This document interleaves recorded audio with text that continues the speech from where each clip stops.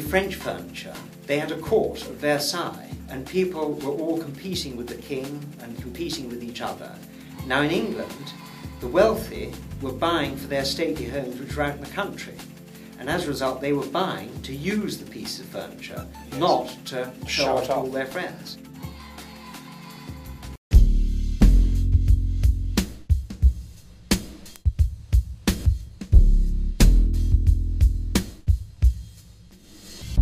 Well, what Patridge is we're a firm of antique dealers, and our main business is buying and selling works of art. When did it all start, and why did it start? Well, our business started in about 1900. My great-grandfather was one of 10 children, and his father died at an early age, and he was really brought up by his eldest brother. And his eldest brother married an antique dealer's daughter, and in time he then inherited the business. After he'd learnt the business, which was after a few years, my great-grandfather received £1,000 and he started and opened up a shop down in King Street.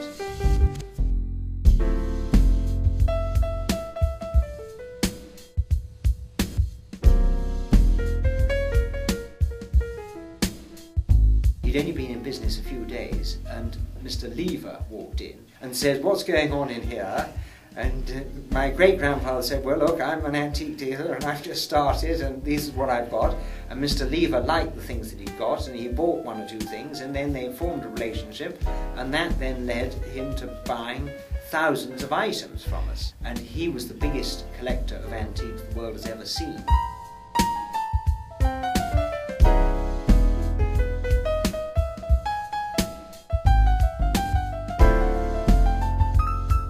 Well, sadly, in 1942, during the war, we got blitzed, and our building got completely destroyed. Oh, really? And practically all our stock went in the blitz, so we were sort of temporarily out of business for a while. That must have been a bummer, as they say in good English. Exactly, because in those days there was no insurance. Really? So as a result, you took it on the chin. And then my father joined in, I think, 52. And then when did you come into the fold? I joined in 1980. Why are you doing this? Well, I think there were two reasons why I joined this business. Is that one, all our family money was tied up in this business. And secondly, we had this tradition of all male Patridges coming into the antique business because my great-uncle was an antique dealer and all my great-uncles were as well.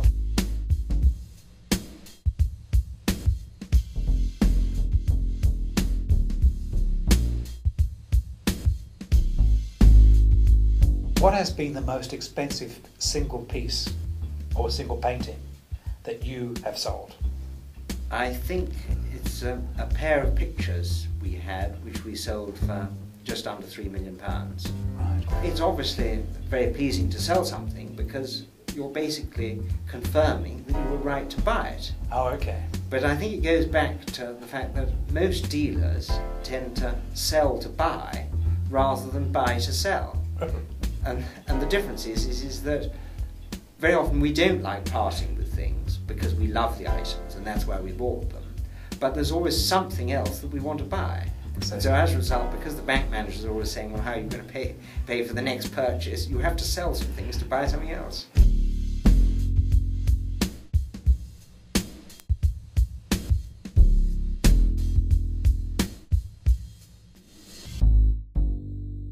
I would say that I like the Louis XVI period best of all in French furniture. Why? And the Adam period best in English furniture. Why? Because the arts have really been perfected.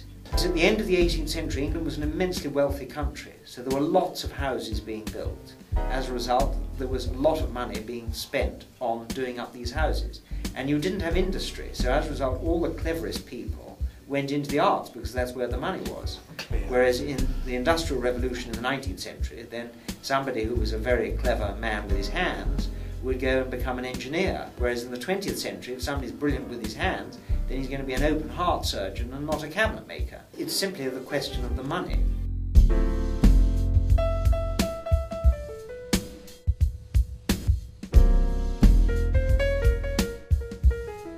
What is the real difference, in your opinion, between English furniture and French furniture? And I'm not talking stylistically, just... Right, the main difference is with English furniture, you're very interested in keeping patina and the age of the piece. Right. Now, a piece of French furniture is really made and designed to be like a work of art, as in a picture. Now, with a picture, you don't want to see all the grime and the dirt and the wax. You want to see the beauty of the paint, or in a piece of furniture is concerned, the beauty of the veneers. Right. And you only see that if the veneers are being cleaned and then varnished. And so with English furniture, it's made not as a work of art as display, it's made as a practical, functional piece of furniture. And as a result, the beauty of English furniture is not in all these precise veneers, but it's in the age of the piece, in the fact that it's got a lovely patination. And the difference between modern furniture and English antique furniture is that the timber that was used in the 18th century was a much tighter grain, and as a result it's much finer timber. And so that's why you can't make modern furniture today look like antique furniture.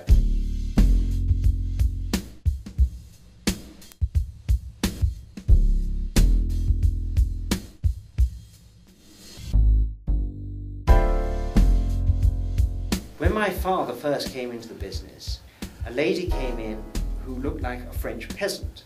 In fact, she was all dressed in black, and on her tunic she had literally half her breakfast, egg all down the collar, and she spotted 3 very good pieces of French furniture. One was the most expensive piece that we had, and she asked the prices of these 3 items, and she said, well, they're very interesting and I'm interested in buying them, but first of all I'd like my maid to come and inspect them. So he fortunately asked where she was staying, what her name was, and she said her name was the Duchess of Richelieu and she was staying at the Ritz. So after she got out, my father then rang up the Ritz to find out whether there was a Duchess of Richelieu, because he thought this was some con trick.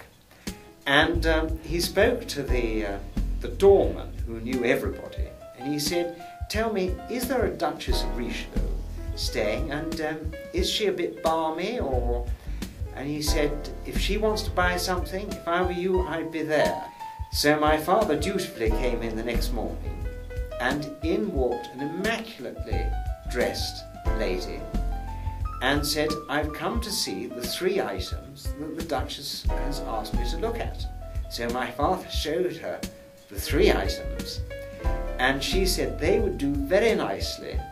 The Duchess will be later on today.